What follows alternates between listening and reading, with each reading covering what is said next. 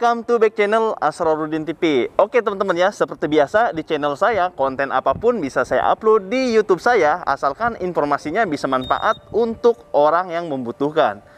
Nah, di video kali ini saya mau review pemakaian motor PCX ya, yaitu pemakaian dari bulan Januari tahun 2022. Nah, sekarang udah bulan 10 ya, berarti udah 10 bulan nih. Nah, apa sih keluhan-keluhan yang saya rasakan selama menggunakan PCX 160 tahun 2022? Tentunya banyak kendalanya ya. Oke, kendalanya apa aja? Langsung aja kita simak. Mungkin untuk kendala motor pemakaian tergantung pemakaian teman-teman ya, ataupun pengalamannya berbeda-beda ya. Oke, langsung aja let's go, kita review apa aja kendalanya di motor saya. Nah, untuk kendala yang saya alami, mungkin saya bahas kendala terhadap kelalaian saya ya. Bukan kelalaian sih ya, kecelakaan sih ya. Ini baru 10 bulan teman-teman ya. Nanti mungkin saya akan lebih bahas ke spare part ya, kayak ke mesin gitu kan. Terus kenyamanannya seperti apa. Nah, ini udah pernah saya bahas ya. Jadi saya pernah nabrak mobil ya. Intinya lagi macet lah, mungkin udah musibah lah. Saking nyamannya pakai PCX sampai nabrak loh, sampai tidur gitu kan. Karena ngantuk gitu. Nah, untuk ganti ini sebelah ya, ganti ini saya udah survei ke Honda, itu harganya 520.000. Dan untuk headlamp ini ataupun lampu LED, dia satu paket teman-teman ya. Dimana satu paket ini nggak bisa diecer, harus satu paket gitu ya. Makanya harganya lumayan mahal. Waktu itu harganya 2.400.000, itu udah sama masang ya. Nah, keluhannya apa aja selama 10 bulan saya pakai motor ini? Tentunya rodanya ya kan, rodanya makin tipis, ban ya, wajar. Terus untuk CVT, nah ini CVT nih teman-teman ya. PCX itu banyak banget keluhannya di CVT ya. Kayak geredek lah, nggak ada larinya lah, dan suaranya kasar lah. Ya mungkin di video sebelumnya udah pernah saya bahas gitu ya. Cuma kan itu udah lama banget. Nah, ini update terbaru yang mau saya bahas gitu ya. Nah, untuk di CVT-nya teman-teman ya, ini geredek ya. Apalagi kita start awal, geredek gitu. Terus ngebut juga kayaknya kurang gimana ya? Kayak kurang gesit gitu ya. Nah, kenapa? Biasanya saya itu hampir 2 bulan sekali servis CVT teman-teman ya. Servis CVT ini. Nah, biasanya itu hanya kotor aja di kampas gandanya ya. Ya tentunya kalau pemakaian makin lama makin banyak perubahan ya. Bukan kendala sih, perubahan. Perubahannya kenapa? Ya mungkin dari roda juga ngaruh ya. Yang tadinya tebal sekarang udah mulai menipis. Terus dari kampas ganda juga kan udah mulai menipis.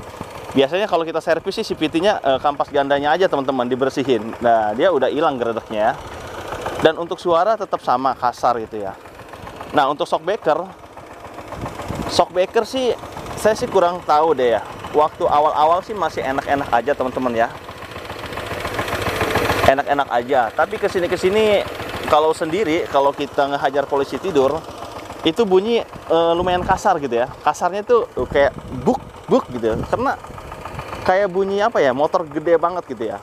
Nah, tapi kalau misalkan 2 orang, itu nggak ada sih. Nyaman-nyaman aja sih. Tapi kalau sendiri, itu bunyi banget. Jadi kalau misalnya kalian lewat polisi tidur nih, apalagi ngebut gitu, pasti itu kayak apa ya, kayak motor Rossi gitu, buk gitu kan, kasar banget gitu. Nah, untuk saat ini sih, untuk shockbreaker sih oke-oke aja ya. Dan saya pernah review ini kenapa bisa muter, ya itu biasa review dong, emang muter ya. Dan dia seperti ini, dia tuh kayaknya fleksibel banget, lunak banget ya, bisa ke kanan ke kiri tuh. Dan ini PCX emang bawahnya seperti ini teman-teman ya. Kanan atau kiri pun sama seperti ini. Nah, dan perubahan lainnya dari pengereman ya, dari pengereman.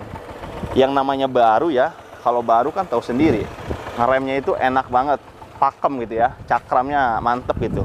Nah, kesini-sini ngeremnya harus agak dalam. Kenapa? Yaitu faktor dari kampasnya ya. Kampasnya udah mulai menipis. Nah, bisa dilihat di sini, kampasnya mulai menipis. Nah, kalau untuk kendala ya, untuk kendala.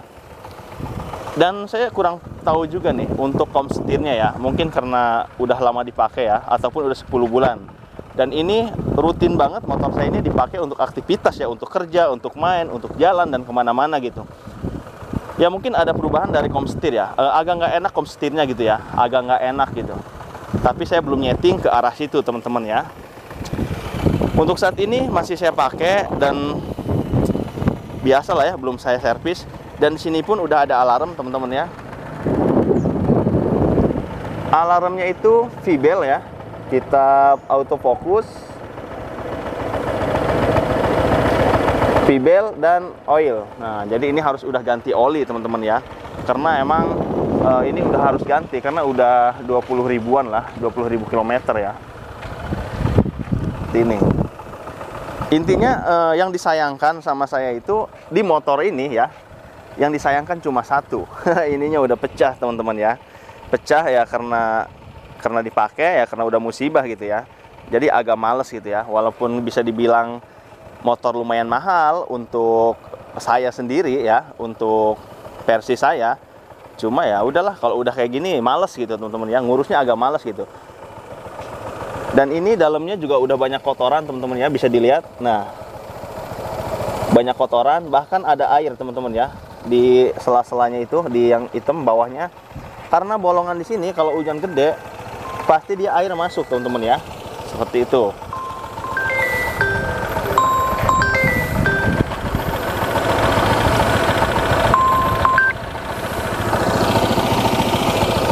Intinya kalau untuk pemakaian selama 10 bulan ya, untuk saat ini yang saya alami ya, komsetirnya ya, komsetir udah mulai nggak enak dibawa, mungkin harus saya cek ataupun saya servis ya.